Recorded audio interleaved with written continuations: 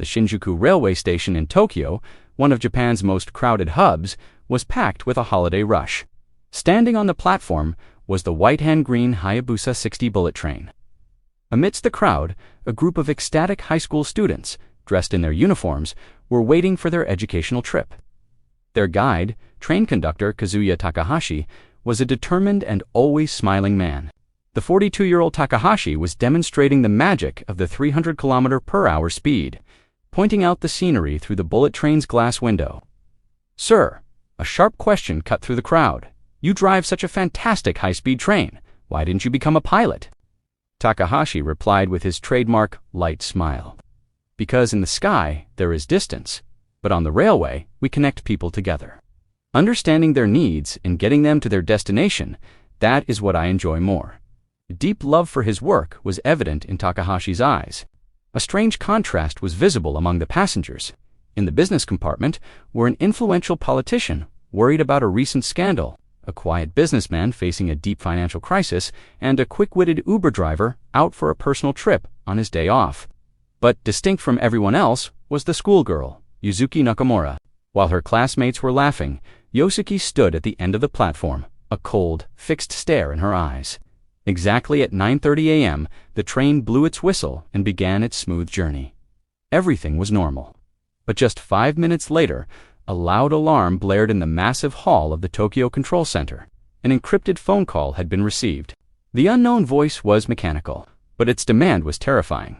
"There is a bomb placed on the Hayabusa 60. If the speed drops below 100 km/h, it will explode."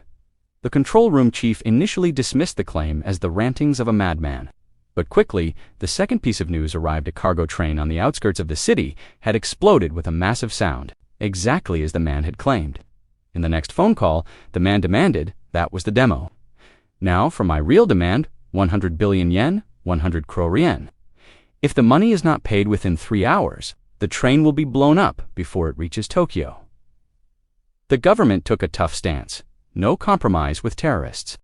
As the news quickly spread through the media, a sense of unspecified terror descended upon the entire nation. Panic broke out among the passengers on the train. Some started crying, others restlessly tried to call on their phones. In the midst of this extreme chaos, the Uber driver took out his phone and made a quick decision. He started a live video on social media and created a crowdfunding portal. His message was simple: "Even if the government won't pay, as the people of Japan, we will save ourselves." The appeal was instantly answered.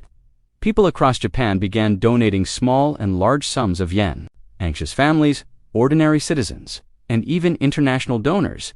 The combined donations accumulated millions of yen within minutes.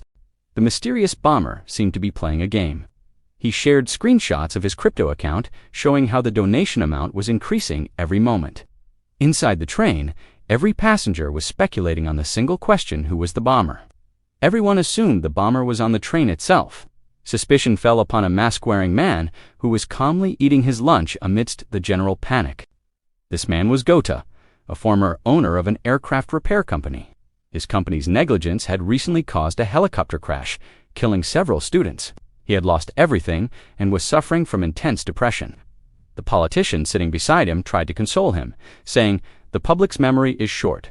Goto-san, everyone forgets scandals." But Goto's eyes held a deep void. But the real shock was yet to come.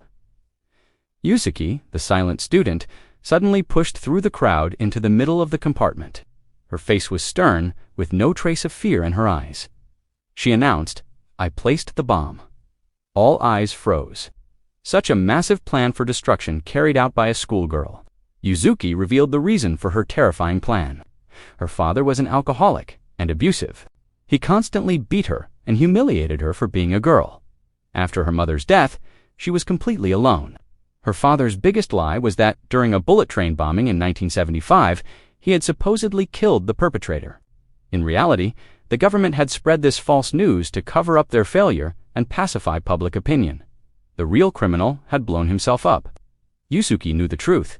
She wanted to expose her father's false heroism and take revenge for every cruel act committed against her. She had contacted the son of the criminal who died in that explosion, who also wanted revenge on the government. Together, the two had orchestrated this terrifying plan. Yusuke looked at the passengers and said, The bombs are connected to my heartbeat. If anyone kills me or if I die, the bombs will be deactivated. Conductor Takahashi swiftly moved toward her, but Yuzuki stopped him.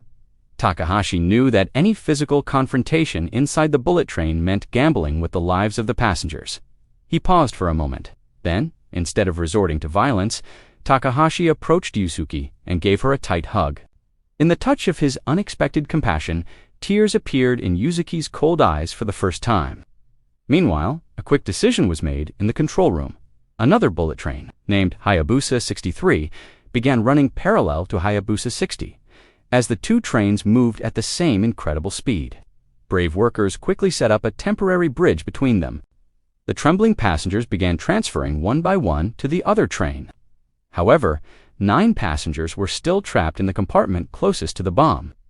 Tokyo Station was approaching, and it was closed that day. Slowing down or stopping the train would inevitably trigger the explosion. Furthermore, a fast train was approaching from the opposite direction. Kaseki, an experienced strategist in the control room, acted quickly.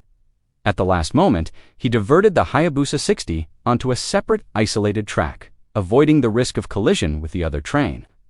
Then, following Kasaki's instructions, Takahashi detached the bomb-laden compartment from the rest of the train. The engine and the compartment carrying the 9 passengers continued to run. Finally, they also separated that compartment from the main engine by switching the track. Due to the lack of brakes, the separated compartment slowed down in an uninhabited area. Its passengers exited safely. The speed was reduced from the control room. The train exploded on the deserted track with a tremendous sound. No lives were lost. The passengers were saved, and Takahashi proved that saving people was the true purpose of his life. The police came to arrest Yuzuki. They asked if she felt any guilt or if she wanted to defend herself. Yuzuki remained silent. With only trembling hands, she allowed herself to be handcuffed. Her eyes showed a deep wariness, a silent satisfaction of revenge, and the shadow of liberation. Takahashi and the Uber driver were hailed as national heroes. Although the bullet train Hayabusa 60 was destroyed that day, their courage and collective humanity ensured that every life was saved. Thanks for watching.